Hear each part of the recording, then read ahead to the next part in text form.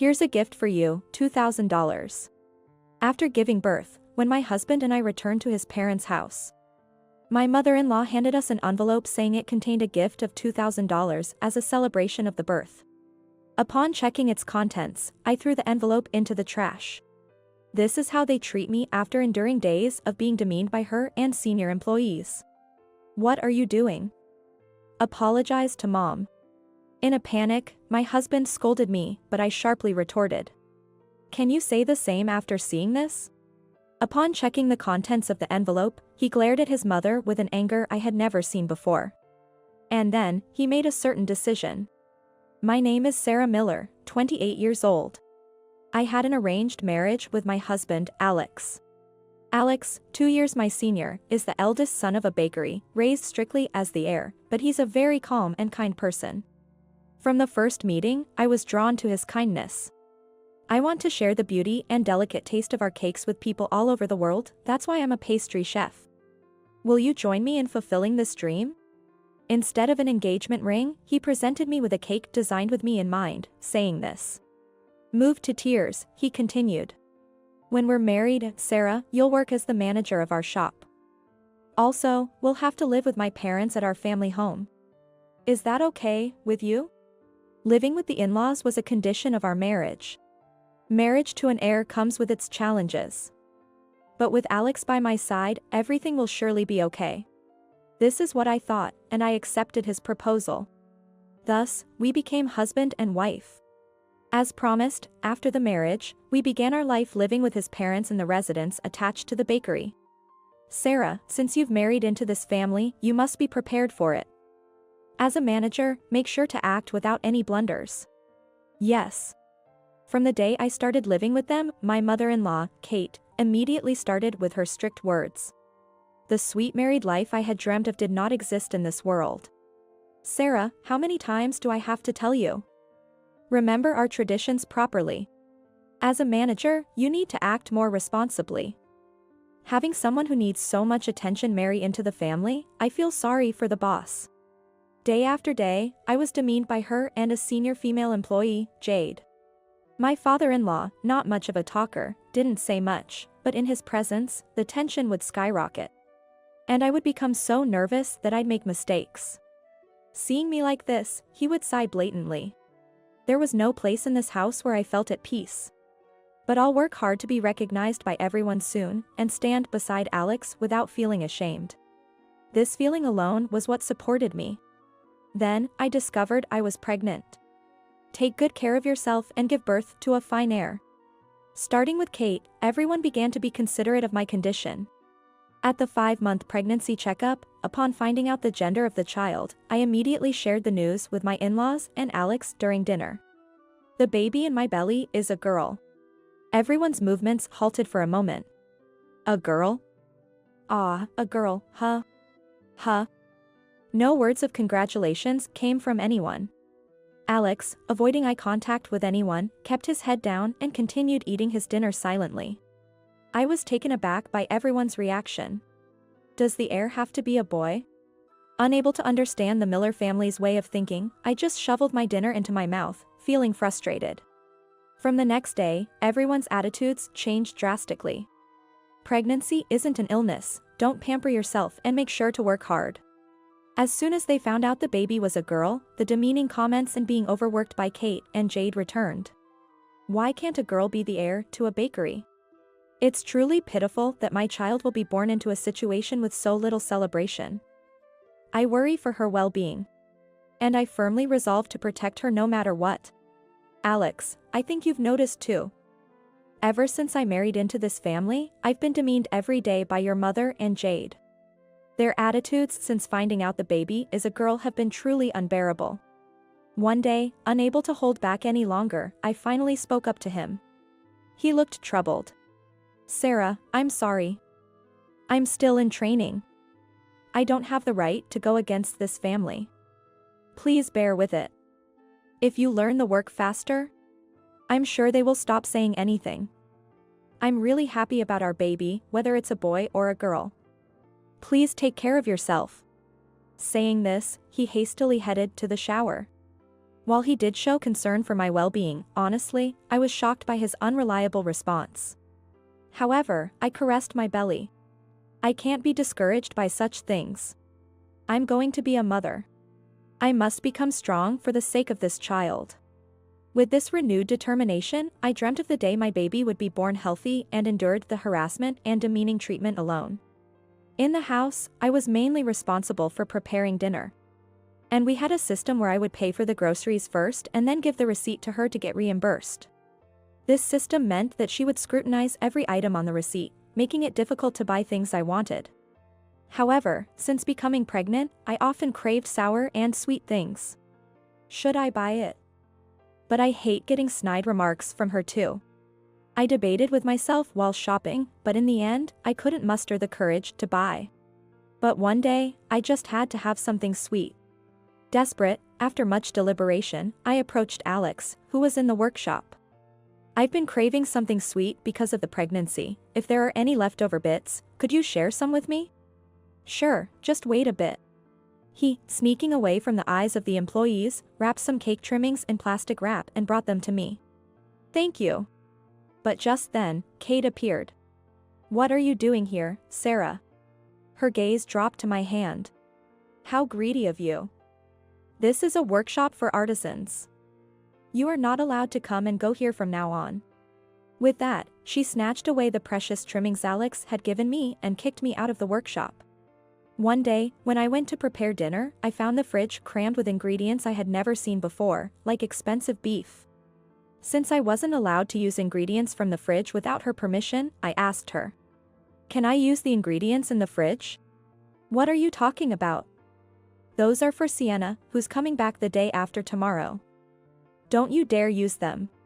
She coldly retorted. Sienna is Alex's sister. She married into a farming family, and apparently, she's coming back for a visit because her morning sickness has been severe during her 3rd month of pregnancy. Coming back for morning sickness in the 3rd month? Meanwhile, here I am, 7 months pregnant, being told a pregnancy isn't an illness and being worked to the bone.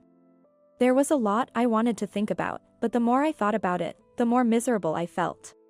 Shaking off those thoughts, I prepared dinner with other ingredients. The day Sienna came back, Kate was in a particularly good mood from the morning. Kate, who had originally opposed Sienna marrying into a farming family, was overjoyed to have her daughter back home after a long time. Today, I'll make dinner, so Sarah, you can go for a leisurely walk if you like. Unusually, she was kind. Since I rarely had the chance to take a leisurely walk in the evening due to the busy schedule, I decided to take her up on her offer. The sky is so vast. The sky, which I looked up at for the first time in a while, was dyed red and enveloped me in a gentle warmth. When I instinctively placed my hand on my belly, I felt the baby's movements. Mommy is working hard for you. Come out healthy and strong. I whispered this to my baby. What a nice smell. As I returned home, I was greeted by the scent of steaks being grilled. As I was about to enter the living room, I heard voices from inside. Sienna, make sure you eat plenty for the baby's sake. Peeking inside, I saw she laying out a feast in front of Sienna. At the table, my father-in-law and Alex were seated, silently eating their steaks. What about Sarah's portion? Just as he looked up and our eyes met, he asked this. Oh, it's okay. I've made some soup for her. At her reply, Alex said nothing and looked away from me. So, there's no steak for me. Unable to bear it, I quietly made my way to our bedroom without anyone noticing. I'm also pregnant like Sienna, yet no one tells me to eat plenty. Confronted with the reality of being ostracized, I couldn't hold back my tears any longer. Why do I have to be treated like this? Neither I nor my unborn child is welcomed in this house. I just want to leave this place. The tears wouldn't stop flowing. After a while, Alex came in with a cold steak. I sneaked out my portion for you. It's cold, but I'm sorry for making you feel even sadder because my sister came. He apologized, seeming genuinely remorseful. I wish I could stand up to them more. I've always had a hard time dealing with my mom and sister. Mom had a tough time with grandma. So she probably thinks this is just how mother-in-law and daughter-in-law relationships are. Sienna has always been jealous of me for being the pampered eldest son and has been mean to me behind the scenes since we were kids. They're both so stubborn and troublesome, I honestly don't want to deal with them. Your family issues are none of my concern. Though he apologized, I realized that he wouldn't be able to protect me or our child in the future. His unreliability made me feel even more miserable. Despite having no appetite, he urged me to eat the steak. For the sake of our baby, I tearfully forced myself to eat the cold steak. Despite being high-quality meat, I couldn't taste anything. I mechanically chewed and somehow managed to swallow it. Life became even harder after Sienna's arrival. "Sarah, get this for me."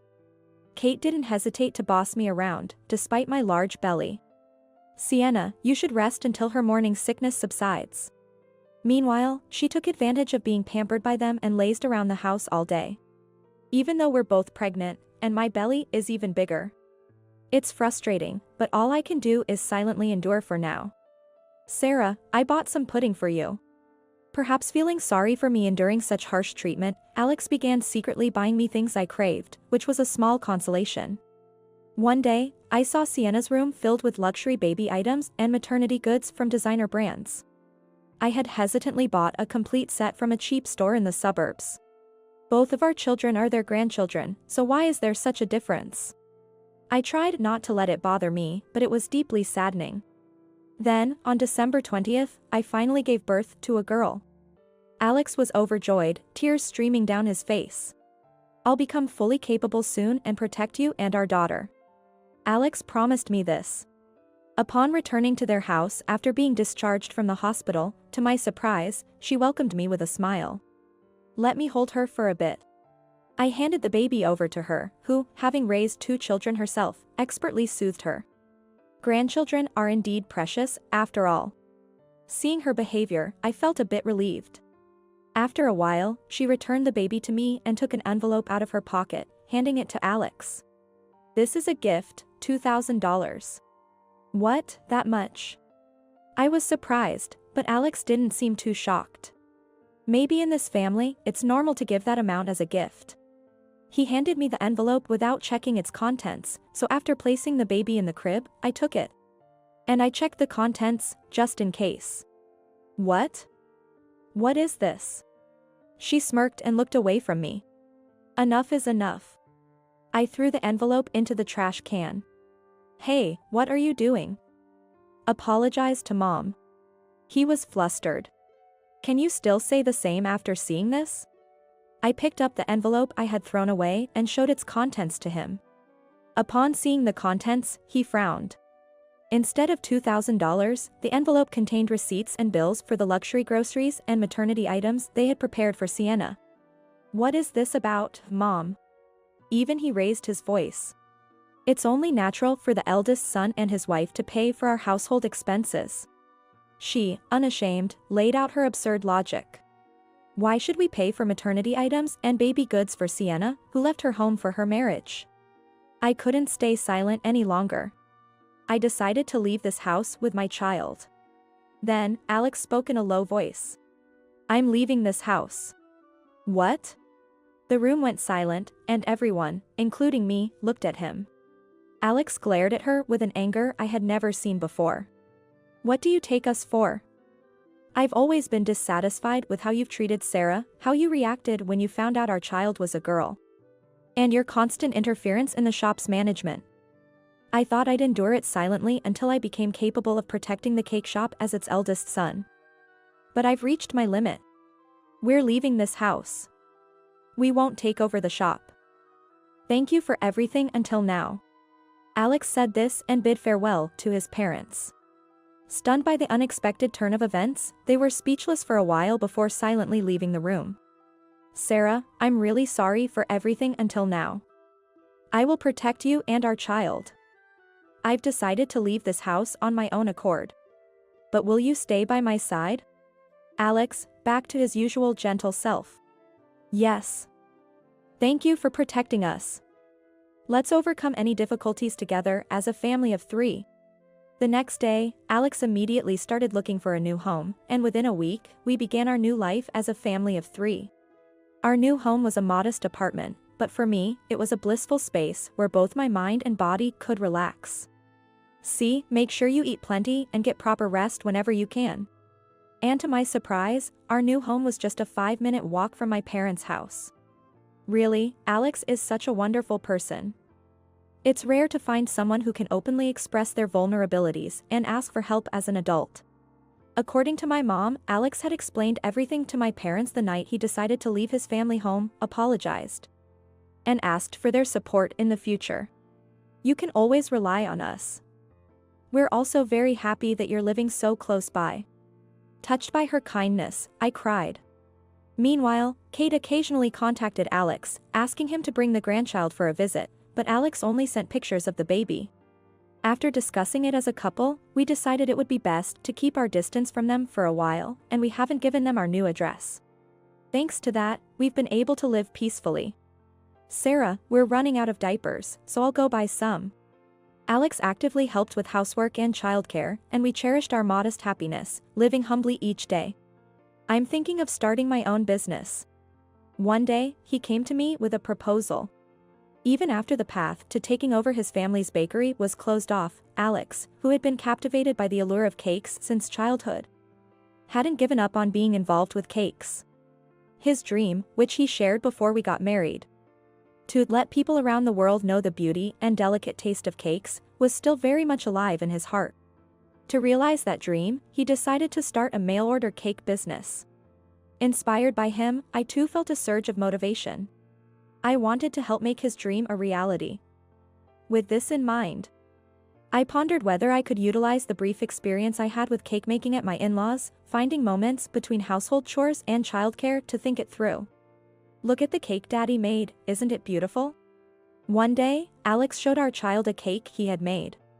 Though our 0-year-old couldn't eat it yet, she giggled and seemed fascinated by the colors of the cake she was seeing for the first time. Seeing this, an idea struck me. What about a cake that even babies could eat? In my mind, I envisioned cute baby smiles overlapping with cakes. When I promptly shared my thoughts with Alex, he embraced my idea, saying, "That's a great idea."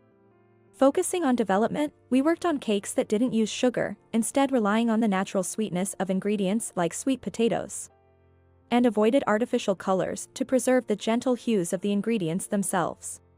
After about 3 months, the product we had envisioned was complete. Initially, we had a friend's cake shop display it, and the customer feedback was unexpectedly positive, with many saying it was perfect for birthday parties. This could work. Encouraged, we started selling online, and it quickly became a hit. The media picked up on it, and our company grew steadily. While we were fully occupied with childcare and the business until it took off, by the time our daughter turned 2, the company had stabilized and was generating a steady income. With more breathing room, I began to think about my in-laws, whom we hadn't been in touch with for nearly 2 years. Apparently, after we left, Sienna developed pregnancy-induced hypertension and was hospitalized. Eating too much high-calorie food and high-quality meat provided by them, combined with a lack of exercise, probably wasn't good for her. She was put on strict bed rest and dietary restrictions, leading to a difficult pregnancy. Well, everyone must have been relieved when a healthy boy was born. However, the misfortunes continued, and the family cake shop closed down after Alex left, as it couldn't sustain itself. What happened to your parents after closing the shop? When I asked Alex, it seemed they were living modestly on their pensions. Though we don't have many good memories, they did raise Alex, after all. 2 years had passed since we left the in-laws, and as our anger subsided, we decided to gift each of our in-laws $2,000 for their birthdays. The amount was a nod to the $2,000 she mentioned for the birth celebration. We didn't know if she remembered, but if she did, we hoped it would remind her to reflect on her actions. Later on, Alex received a call informing us that the registered mail with the celebration money had arrived. They were reportedly very pleased. We're not ready to visit them yet, but perhaps time will heal these wounds. As long as we live with pride, things will move in the right direction. With support from my parents, I can focus on cakes alongside Alex, even during this challenging phase of childcare. Mommy, is this my cake? Yes, Rose. Isn't the rose petal beautiful? Do you like it? Delicious. Happy.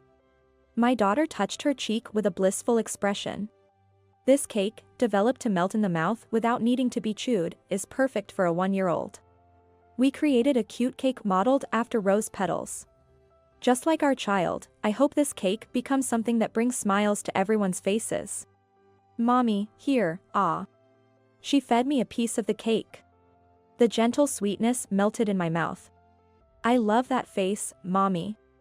With a mouthful of cake, I wished for these moments of happiness to reach people all over the world.